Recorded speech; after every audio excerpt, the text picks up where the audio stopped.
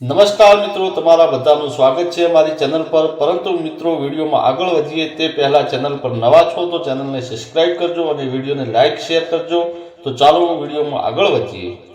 હું ધોરણ 12માં ભણતો હતો ત્યારે મને મારા મેડમ સાથે મેળ થઈ ગયો છે અને તે પોતાની કમર અને વજનદાર વસ્તુથી શાનદાર દેખાતા હતા।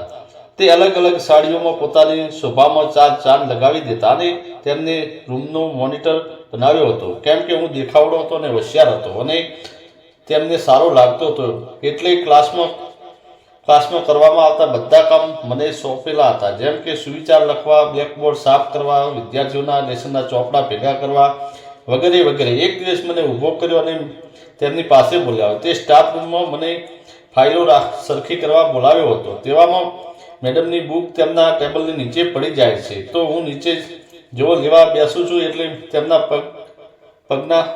પગની સાડી ઉપર હોવાથી મિત્રો તે પગ કેટલો સુંદર હતો। જો પગ આટલો સુંદર છે તો બીજું કેટલું સુંદર હશે। હું આમ વિચારતો હતો ત્યાં મેડમ બોલ્યા, શું કરે છે?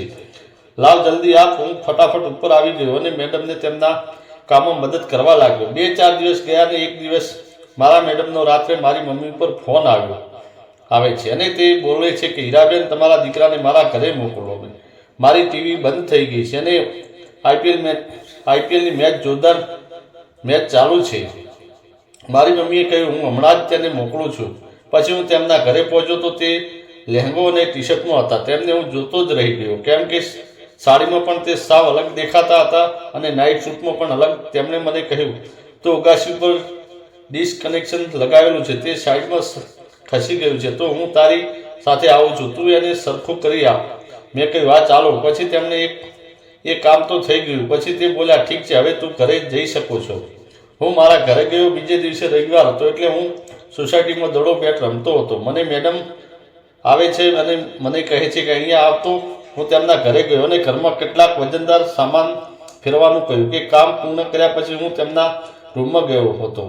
ત્યાં મેડમનું લેપટોપ પડ્યું હતું। હું મેડમના ફોટા જોઈ રહ્યો હતો ત્યારે મેડમ મારા માટે સમોસાનો નાસ્તો લઈને આવે છે। હું તેમના ટૂંકા કપડાના ફોટા જોતો હતો, તેમાં તે મારા હૃદયના ધબકારા રોકી રાખે છે એવા ફોટા હતા। હું વિચારતો હતો કે આમને મારે મેળવવા માટે શું કરવું પડશે। મેડમ આવી ગયા અને તેમણે તરત લેપટોપ બંધ કર્યું અને મને બોલ્યા, કોઈની પર્સનલ વસ્તુ આમ જોવાય, કોઈને ના જોવાય। પછી મને નાસ્તો આપ્યો। પછી અને તેમણે કહ્યું, તું તો ખતરનાક શેતાન છો। પછી હું મારા ઘરે ગયો। બીજે દિવસે સ્કૂલનો ટાઈમ થઈ ગયો હતો। સવારે શાળામાં અમે મળ્યા એટલે મેડમે મને મોઢું બતાવતા નહોતા, તે સંતાડીને ફરતા હતા। મારી લાગણીઓ તો હવે એકદમ વધી ગઈ હતી। હું કેવી રીતે તેમને મેળવું? કોઈ તો રસ્તો કાઢવો જ પડશે। હવે મેડમ પણ મારી સામે જોઈને થોડાક સમાવા લાગ્યા। તેમની ચિંગારી પણ હવે લપકારા મારવા લાગી હોય એમ લાગતું હતું। સાંજે મને એક વિચાર આવ્યો અને હું એક સ્ટીકર લાવ્યો અને તેમની એક્ટિવાની ઉપર તે સ્ટીકર લગાવ્યું અને તેમાં લખ્યું હતું, તમને હું પસંદ કરું છું। પછી હું જાળીમાં સંતાઈને જોઈ રહ્યો હતો કે મેડમનું રિએક્શન આવે છે કે નહીં। તે જેવા એક્ટિવા જોડે આવ્યા તેમણે પહેલાં એક્ટિવા જોઈ અને તેને ફાડી નાખ્યું અને પછી આજુબાજુ અને તેમની સ્ટીકરનો ડૂચો કરી તેમને ડીકીમાં નાખ્યો અને હસતા મોઢે ચાલતા થયા। અને એ વાતની ખબર પડી ગઈ હતી કે મેડમે મારામાં થોડો રસ આવવા લાગ્યો હતો। હું પણ ખુશ હતો, કેમ કે મને એક ખુશી હતી કે તે ખુશ હતી જેની હું 6 મહિનાની વાટ જોઈ રહ્યો હતો। તે મને હવે રૂબરૂ થવા જઈ રહ્યો હતો। હવે હું એવા સપના જોતો હતો કે હું ઘરે ગયો અને પછી હું મેડમને ઘરની સામે જ રમતો હતો। મેડમ ગેલેરીમાં આવતા હતા એટલે હું તેમની સામે જોઈ સ્માઇલ આપતો। તે પણ મને હસતા ચહેરે જોતા। થોડી વાર રહી મેડમ દુકાને જવા માટે આવે છે અને કહે છે કે તું સાંજે 9 વાગે મારા ઘરે આવજે। હું ખુશ થઈ ગયો। હું તો વિચારતો હતો કે આગળ હવે મારે શું કરવું પડશે। હું 9 વાગે મેડમના ઘરે ગયો અને જોયું તો મેડમ અથાણું પેક કરી રહ્યા હતા અને મને કહ્યું, અરે તું આવ, બેસ। મેં તેમને નજીકથી જોયા તો એકદમ કોમળ દેખાતા હતા। તેમણે મને કહ્યું, હવે તું મને એ વાતનો જવાબ આપ કે તે મારી એક્ટિવા ઉપર શું લખ્યું હતું। હું ગભરાણો। પછી તેમણે મારો કાન પકડીને મરોડ્યો। તેમણે મને કહ્યું, શું તું મને પ્રેમ કરે છે? હું બોલ્યો, ના મેડમ, હું ભૂલ થઈ ગઈ છે, હવે હું આવું કોઈ દિવસ નહીં લખું। મને જવા દો, જો મારા મમ્મીને ખબર પડશે તો મને બરાબર સર્વિસ આપશે। હું કોઈ દિવસ તમને હેરાન નહીં કરું।